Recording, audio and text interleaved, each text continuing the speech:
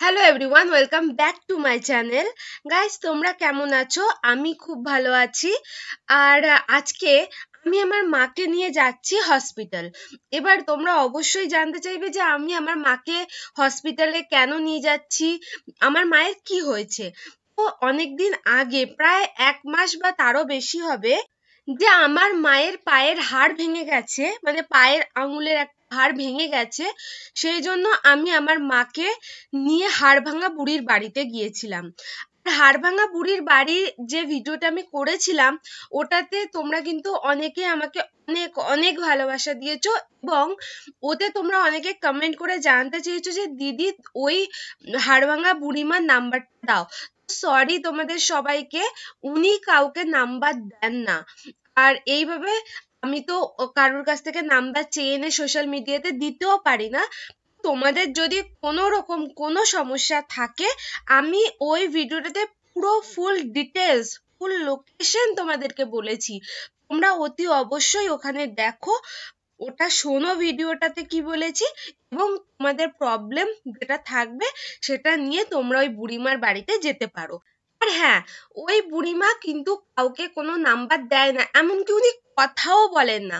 ওনাকে জাস্ট তোমার প্রবলেমটা বলতে হবে, উনি শুনে তোমাকে সেই হিসেবেই কিন্তু কি মাদুলি দেওয়ার বা কি তোমাকে দেওয়ার কি প্রবলেম আছে সেটা সেই হিসেবেই দেবে। এখানে কেউ কারো নাম্বার শেয়ার করে না। এবার আসি আমার মায়ের প্রবলেমটা নিয়ে, যে তোমরা জানতে চাইবে যদি ওখানে গিয়ে প্রবলেম সলভ হয়ে গেছে, তুমি বলেছো ভালো হয়েছে তোমার মায়ের, তাহলে কেন নিয়ে যাচ্ছ। তোমাদেরকে আমি ডিটেলসে বলি, ওই ভিডিওটাতে আমি কিন্তু ডিটেলসে তোমাদেরকে কিছু বলিনি যে আমার মায়ের কি কি হয়েছে আর কেন ওখানে নিয়ে গেছি। আমি শুধু তোমাদেরকে বলেছিলাম আমার মায়ের পায়ের হাড় ভেঙে গেছে, তাই আমি ওখানে নিয়ে গেছি। তো তোমাদেরকে আমি আগেও বলেছি আমি এগুলোতে খুব একটা বিশ্বাস করি না, বাট আমার মা বিশ্বাস করে, তাই আমি মাকে নিয়ে গেছিলাম। তো ফার্স্ট থেকেই বলি, আমি কিন্তু আগে আমার মাকে নিয়ে গেছিলাম হসপিটাল, মানে আনন্দলোক হসপিটালে, যেটা করুণাময়ীতে আছে। তোমরা যারা ওয়েস্ট বেঙ্গল থেকে আছো বা বাঙালিরা অতি অবশ্যই জানো, বা কলকাতার লোকেরা তো জানেই। আমার মায়ের পায়ের আঙুলটা যেদিন কালী পুজো ছিল, এবারে যে কালী পুজোটা গেল মানে দীপাবলিতে, গঙ্গার ঘাটে স্নান করতে গিয়ে পায়ের মায়ের যে পা পড়ে গিয়ে আঙুলটা ভেঙে গেছে।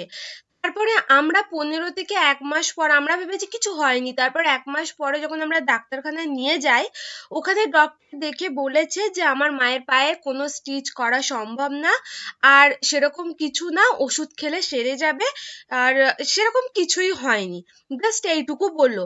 তারপরে আমরা এক্স রে করি, এক্স রে করার পরে দেখা গেছে যে আমার মায়ের আঙুলটা কিন্তু অনেকটাই ফ্র্যাকচার হয়ে গেছে, অনেকটা সরে গেছে, যে কারণে আমার মা রাত দিন ব্যথা করতো, যন্ত্রণা করতো, এবং আমার মা খুব কষ্ট পাচ্ছিল, যে কারণে আমরা এক্স রে করাই এবং ডক্টরকে দেখাই। ডক্টর বলল অনেকটা দেরি হয়ে গেছে, তো স্টিচ করা যাবে না, ওষুধ খাও। তারপরে আমরা কিন্তু আরো একটা ডক্টরকে দেখাই, সেটা ছিল সরকারি হসপিটালের ডক্টরকে। তিনিও বললো ওষুধ খাও, সেরে যাবে। তারপরে এইভাবে ওষুধ খাচ্ছিল, কিন্তু আমার মায়ের পায়ের ব্যথা সারছিল না। তারপরে আমার মা অন্য একজনের কাছ থেকে খবর পায় যে এরকম মচলন্দপুরে একজন বুড়িমা আছে, যার কাছে গেলে ভাঙা হাড় জোড়া লেগে যায়, ও কিন্তু ওখানে যেতে হবে একবারে না হলে 3 বারে। এবার ফার্স্ট টাইম আমার মা আমার মাসি টাসিদের সাথে গিয়েছিল। ওখানে গিয়ে 21 দিন পর পর 3 বার যেতে হতো। তো ফার্স্ট টাইম গিয়েই কিন্তু আমার মা অনেকটা ভালো বোধ করেছিল, এমন আমার মায়ের অর্শেরও প্রবলেম আছে তোমাদের বলেছিলাম, তাতেও আমার মায়ের অনেকটা বেটার হয়েছে। তো সেকেন্ড টাইম আমি আমার মাকে নিয়ে গিয়েছিলাম। তারপরে এটা 2 বার আমরা গিয়েছি, এখনো থার্ড টাইম আমরা যাইনি। এবারে আজকে যেখানে যাচ্ছি সেটা বলবো।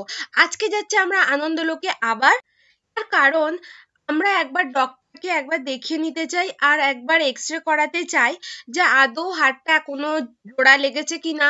তা না হলে ওখানে মাংস তৈরি হয়ে যাবে, তা না হলে আমার মায়ের আরো প্রবলেম হতে পারে। আগের থেকে ব্যথা অনেক কমে গেছে, অনেকটা বেটার হয়ে গেছে। এরপর চাইছি যে একবার ডক্টর দেখিয়ে নিই কি বলে। তারপরে দেখতে পাচ্ছ হসপিটালটা কিন্তু খুবই সুন্দর। আমি অনেক হসপিটালে গিয়েছি, কিন্তু এরকম ক্লিন আর এত সুন্দর হসপিটাল আমি দেখিনি। পুরো পুরো হসপিটালটা এইভাবে ক্যামেরা করা তো সম্ভব না, আমি যতটুকু পেরেছি ক্যাপচার করার চেষ্টা করেছি। চারিদিকে ঠাকুরের মূর্তি আছে, আর প্লাস্টিকের প্লান্ট আছে, এইসব দিয়ে গাছ দিয়ে ভরা, এবং ফুল, প্লাস্টিকের ফুল দিয়ে, এমনকি রাম সীতার এক বড় মূর্তি আছে। আর এখানে কিন্তু ডক্টর দেখানো 100 টাকা ভিজিট নেয়, তারপরে যা ওষুধ কিনবে সেটা তোমাকে কিনতে হবে।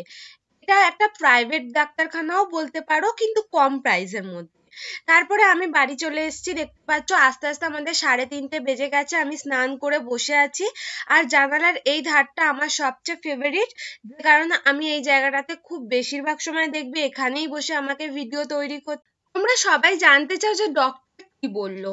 তো ডক্টর যেটা বললো সেটা হচ্ছে খুবই একটা মিরাক্কেল ব্যাপার। এটা কিন্তু আমি কোনো আলাদা করে আমি কোনো মিথ্যে কথা বলছি না। তোমরা যদি চাও আমি দুটো এক্সরে রিপোর্টই তোমাদেরকে দেখাতে পারি, ফার্স্ট টাইমেরটাও, সেকেন্ড টাইমেরটাও।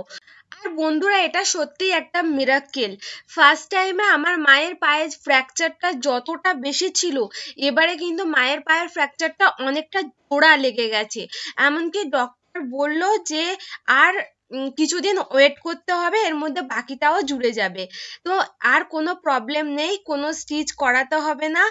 আর খুবই মানে আমরা সারপ্রাইজ হয়ে গিয়েছিলাম যে এইভাবে সত্যি কিন্তু সারতে পারে। আমরা কিন্তু বিশ্বাস করতে পারিনি, বাট হ্যাঁ, আমার মা প্রথমবারে গিয়েই বিলিভ করেছিল অনেকের মুখে শুনে। তারপরে আমরা শুনি যে, মায়ের মুখে শুনি যে এরকম ভালো হয়েছে, তারপরে আমি নিয়ে গিয়েছিলাম। তো আমার মায়ের কিন্তু বেটার হয়েছে। তোমরা চাইলে অবশ্যই যেতে পারো, আমি বলছি না যে তোমাদেরও হতে পারে, তবে একবার যেতে পারো। এর জন্য কোনো প্রাইস লাগে না, শুধু গাড়ি ভাড়া। আর আজকে আমি আমার বাড়িটা একটু ঘুরিয়ে তোমাদের দেখাচ্ছিলাম। এর আগেও আমি ছোট ছোট ক্লিপ তোমাদেরকে দেখিয়েছি। তো আজকেও আমি একটু ঘুরছি, বাইরে ওয়েদারটা ভালো, যে কারণে আমি দেখাচ্ছি আমার বাড়ির একটু ছোট ছোট ক্লিপ। এখানে যে গাছগুলো দেখলে সবই আমার মা বসিয়েছে। আর এই যে সামনে শিবরাত্রি আছে, যে কারণে আমার মা ওই ধুতরা ছোট ছোট গাছগুলো বসিয়েছিল।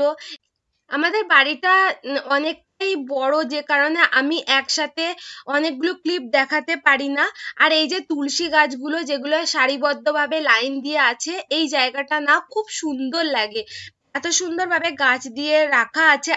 এখান দিয়ে যেতেই দেখতে পাবে আমাদের এখানে আমার মা কিছু গাছ করে রেখে দিয়েছে, যেমন বেগুন গাছ, টমেটো গাছ। আর এই টমেটো গাছগুলোতে আবার টমেটো ধরেছে, ফুল হয়েছে, অ্যালোভেরা গাছ আছে। আর এখান দিয়ে যেতেই আছে আমাদের ঠাকুর ঘর। আমি একেবারে আমার বাড়ির লোকেশনটা তোমাদের পুরো ক্যাপচার করে দেখাতে পারি না, আর ঘুরে ঘুরে ব্লগও করতে পারি না, কারণ আমার বাড়ির লোকেশনটা অতটা সুন্দর না আদার্সদের মতো।